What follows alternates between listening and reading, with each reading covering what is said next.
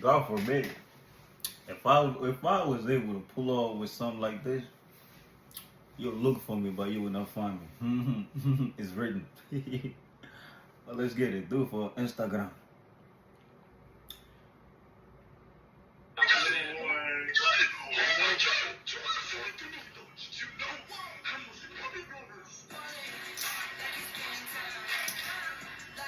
You know that's not his money the way he's spending it. It didn't work out for you. That's all.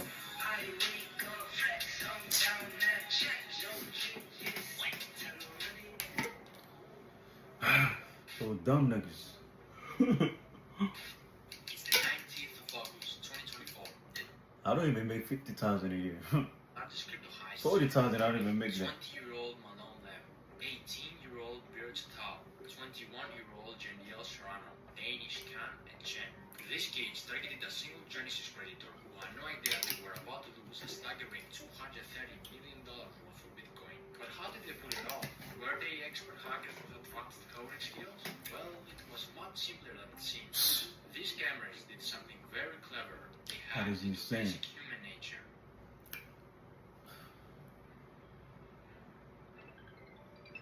It all began with a phone call, a seemingly harmless contact from Google support. But this call wasn't from Google at all. Using a spoof number, Vijay Patel, also known as Wiz, convinced the victim that their personal accounts had been compromised. With this false sense of urgency, he gained access to the victim's Gmail and iCloud, where he gathered key security information.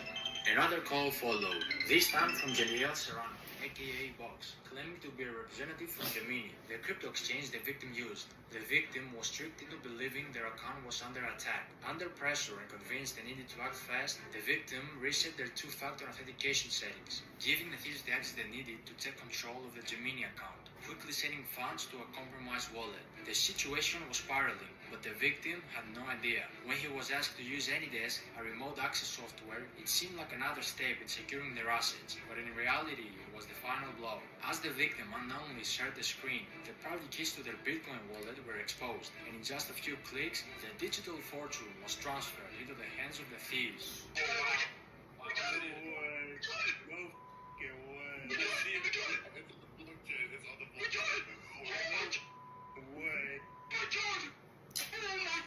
In a private video, they recorded the live reaction. Why are you recording it? Why are you recording it? See, these little dumb kids, man. As they watched the millions flow into their wallets. How did they manage to pull off such a heist? How could someone with that much wealth be deceived so easily? And why will they record themselves in the act of That's what I'm committing such saying. a massive crime? These are questions that might 230 million? Yeah. Are you recording yourself? the criminals, and they knew their work wasn't done yet. Exactly 17 minutes after, they quickly set about laundering the money. To make it harder for authorities to track the stolen crypto, they split the Bitcoin into smaller amounts and transferred it across 15 different exchanges, a common tactic known as pill chains. The idea was to break the large transactions into smaller ones, making them harder to trace. Bitcoin was swapped for Litecoin, Litecoin was swapped for Ethereum, and Ethereum was swapped for Monero. The process took several days, with constant swapping between different currencies and exchanges, further obscuring the trail. Head to the top right, the settings bar. Settings? No, not that. Like the swap settings. Set custom recipient. No, bro, what the hell? Do 998. Alright, bro, you're so cool. You can't. Bro, I've been busy, Caleb. Planning a heist. Soon enough, all the stolen money was now clean money, ready to be spent, and the criminals didn't hold back. The day before the heist even took place, they were already planning on how to spend their fortune, sharing links with each other on Telegram of expensive luxury clothes they wanted to purchase, from brands like Louis Vuitton, Givenchy, and Philippe Plein. While most of the crew chose to play it safe, keeping a low profile and resisting the temptation to splurge, one man couldn't help but stand out. His name Woo! When you catch this nigga in jail, you beat him the F up, man. Malone was based in LA, and the moment he got his hands on the money, he wasted no time diving headfirst into a luxurious lifestyle. Everything he had once watched wealthy people enjoy was now within his reach, ready to become his new reality. Nightclubs became his second home. Almost every night, he hit the club, spending ridiculous amounts of money on VIP sections and bottle services. His bar tabs were unbelievable, some nights costing $230. Oh my God. $2,000 and even more than $500,000 in a single night. If you were in What? those clubs, you couldn't miss him. His name will be flashing on signs, and DJs will shout his name, giving him all the attention. Yeah, 300,000 kid in one night. He got it. He got him caught. If he would have never dated, they would have never seen him, man. Too much attention. Ah, my lord. He quickly became everyone's favorite because whenever he was around, everyone got to drink for free. He threw around cash like it was nothing, and one time he even handed a DJ a massive 6-liter bottle of Golden Ace of Spades champagne, which would cost anywhere from $25,000 to $60,000. Another time he tipped a DJ $2,000 and had all the unopened bottles in the club sent straight to his house. He even tipped me $2,000 when I tell you the amount of bottles he sent me that I took home brand new, everything sealed, brand new. But as fun as LA was, he still didn't feel like enough. He craved more attention, more luxury, more extravagance. So what did he do? He chartered a private jet to Miami. There, he took his spending to a whole new level. In Miami, Malone settled in a waterfront mansion. This place wasn't just any house. It was a $10.5 million estate with a $62,000 a month rental price tag. This mansion was massive, covering over 8,500 square feet, with 25-feet ceilings, 10 bedrooms, and a huge pool with a jacuzzi. It had 2 big front gates and a garage with a spacious driveway that was later filled with expensive supercars and luxury vehicles. Malone bought a black Maserati SF90, a white Lamborghini Urus, a fully kitted out white Maserati Lamborghini Urus with baby blue interior, a matte black Lamborghini Revuelto, the new Porsche 911 GT3 RS, the new Ferrari SUV in black, 2 Mercedes-Benz G-Class, 1 in gray, 1 wrapped with matte black camo, a convertible matte black and pink Rolls-Royce Dawn, a blue BMW M4, another Lamborghini Revuelto in matte gray, a blue Lamborghini Urus, an all-white wide-body kit Lamborghini Aventador SVJ with Malone's name written on the bottom of the door, a matte black Ferrari 12 Superfast, another Lamborghini Aventador SVJ in blue, a pink Urus, which Malone originally bought as a gift for his ex-girlfriend to try to get her back, but got rejected again. A fully black carbon fiber McLaren 765 a blue Pagani Huayra, and many more cars. If you didn't realize it by now, Malone was always rolling with fashion. He rolled high-end designer pieces like Louis Vuitton and Givenchy. His style was expensive, with the most expensive piece of clothing being the Moncler Maya 70 by Paul Manges jacket, which alone cost $50,000 or more. But after all this wasted money on clubs and cars, Malone finally decided to invest his money in timeless pieces that would hold their value over time, like the Cuban link chain bracelets filled with diamonds, a Richard Mille covered in diamonds, and a diamond ring for each one of his fingers. One Richard Mille wasn't enough. He was doing way too much. Even his glasses had diamonds. He was doing way too much. That's why he got caught. Ooh, if I was 6 people did it. If we catch him in jail, we'll beat him like fuck, man. My way to random girls at the club. One of these lucky ladies was a model named Olivia Allen. Guys, I can't even make this joke when I say that I just woke up to a break-in in my bedroom because the man gave it to me in the club last night. This is your sign to go clubbing. Another lucky lady who got a Birkin bag was famous TikTok star Sky Bree. Me and my 2 girlfriends walk over to the section, and this kid, I'm gonna refer to him as like a kid. I mean, he was definitely over the age of 18. He looked pretty young. He comes towards me, and he's like, I got this for you. She ended up saying she didn't like it. It's beautiful, but to be honest, it's not really my style. While Malone was busy making his name known, flaunting his wealth at every turn, he was also drawing the wrong kind of attention. His outrageous spending, paired with his desire to be noticed, made it easier for authorities and blockchain experts to track him down. Investigators, including prominent figures like Zach XPT, were closely watching the flow of the stolen funds, tracing each move as he splurged on cars, clubs, and luxury items. The more he spent, the more obvious it became that his newfound fortune was linked to the heist, and soon enough, the walls started closing in. Ooh, dumb nigga. Malone thought he was untouchable, but behind the scenes, law enforcement and experts like Zach XPT were already connecting the dots. Through his flashy spending, investigators tracked large transactions linked to the stolen Bitcoin, using blockchain analysis to map out the movement of funds. What's more, both Box and Wiz slipped up during the process of laundering the funds. On several occasions, they accidentally leaked the stolen funds with their personal assets, which, for example, also leaked his full name during a screen recording. while banks reuse deposit addresses, making it easier to trace the funds back to them. These mistakes, combined with recorded conversations and digital footprints, painted a clear picture of the criminals' activities. By mid-September 2024, the FBI and other authorities had gathered enough evidence to act. On the 19th of September, federal agents raided Malone's Miami mansion, where he was arrested, surrounded by all the luxuries he had bought with a stolen fortune. We have boom, and What profit a man to get in the world and lose your freedom? and we saw a lot of police. This was something that never happened in this neighborhood.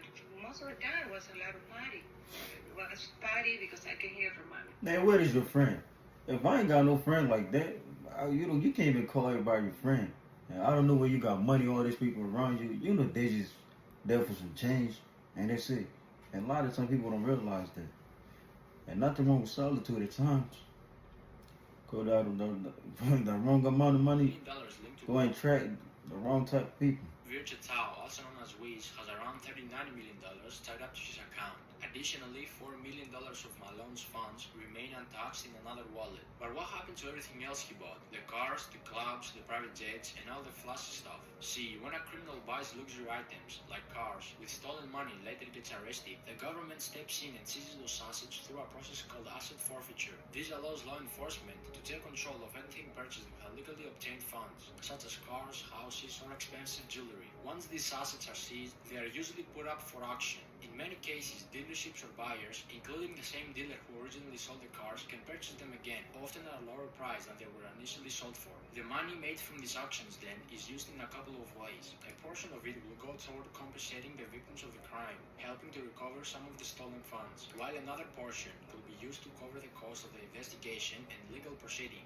If the victim is lucky, he can get 50 to 65% back after the auction and administrative fees, the cut the investigators will get. However, in Malone's case, 3 of the cars he purchased, the Mandarin Lamborghini Urus, the Lamborghini Revuelto, and the Porsche 911 GT3 RS, were later transported to LA following his arrest. These cars were spotted by EFF Spot, a popular YouTuber who is known for his rare and expressive car spotting videos. In this particular video, both the Revuelto and the Porsche appeared with noticeable damage. The Revuelto had significant front-end damage, while the Porsche was dented in the rear, suggesting that the Revuelto had likely rear-ended the Porsche. This kind of damage will undoubtedly decrease the value of these cars when they go to auction, significantly reducing the amount the victim could recover. The same process will apply to the clothes, jewelry, watches, and designer glasses that Malone purchased. These luxury items are likely to be seized by authorities and auctioned off as part of the asset recovery process. High-end watches, such as his Richard Mille pieces, are particularly valuable and could bring in significant amounts at auction. While designer clothes typically depreciate in value, Malone's expensive pieces will still hold enough worth to help recover the funds for the victim.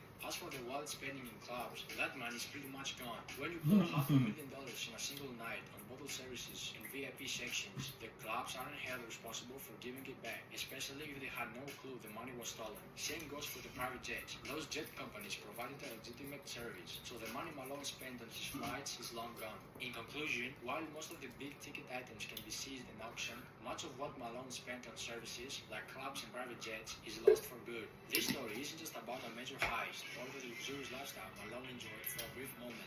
It's a lesson in greed, the dangers of showing off wealth that wasn't earned, and how quickly everything can come crashing down. Despite all the money spent, the nights out, and the flashy purchases, Malone's dream life was built on stolen funds, and it was only a matter of time before it fell apart. Authorities might recover some of the stolen money, but the damage done to the victims and the recklessness of Malone's spending spree are a reminder of how I went to the king one night. What started as a wild ride of Wow. business ended in arrests and their names tied to one of the biggest crypto crimes in history. In the end, this high shows us that no matter how clever the crime or how big the payout, the law always catches up, and the price they paid was far greater than the short-lived luxury they enjoyed.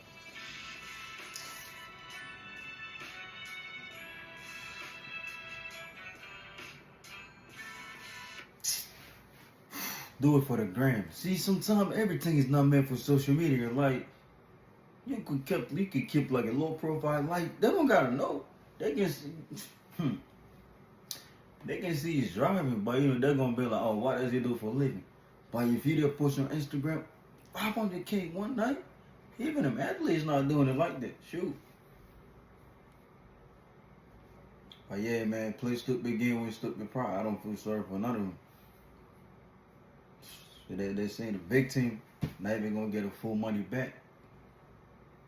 Ooh, y'all gotta be mad at him, right? This Chinese looking man. The one that was doing the old thing, like on Instagram and this and that. You gotta keep a low profile life if you do something like that. But if you're splurging and showing everything on social media, you cut your toe, you beat him life up, man, when you see him in jail. This is crazy. And like me, for example, like if you don't got nothing right now, you got a regular 9 to 5, and I don't know where you get money, and all these people around you, I can't even trust them. Because I'm going to be like, no, man, shoot, when I was struggling, none of y'all was there. You're going to use you there for some changes, nigga. This is insane. I don't even got 50,000 in my name right now. You talk 230 million. Honestly, man, you go buy lands back home, never come back to America. Go to the Caribbean, buy land, island and all that. Invest in real estate. Delete your social media. Borrow YouTube. This is insane. Y'all have a blessed day. Don't be like Maloney. All you niggas that be there scamming and doing this and that with a 50, 40,000. Y'all have posting on Instagram. They ain't saying nothing because it's only 40,000. Oh, y'all be posting on Instagram. Do it for a gram. They gonna come and get your nose.